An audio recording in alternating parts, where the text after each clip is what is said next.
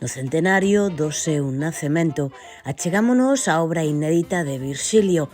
Referente artístico ourensán, formou parte dos Artistiñas bautizados por Vicente Risco, un grupo que buscou a renovación da escena artística galega no século pasado.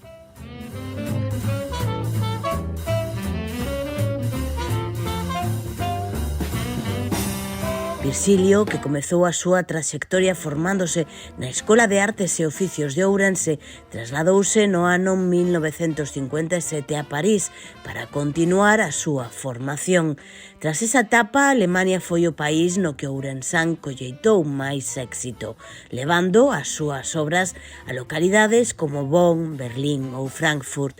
A obra de Virxilio caracterízase por unha estética que combina a simplicidade formal cunha paleta de cores vibrantes.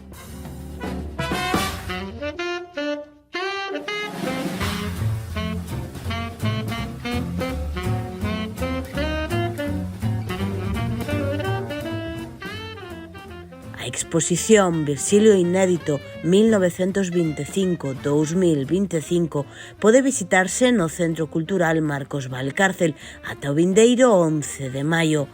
Conformada por un centenar de pezas, permitirá ao público descubrir unha versión renovada e ampliada do capital artístico que deixou Virxilio.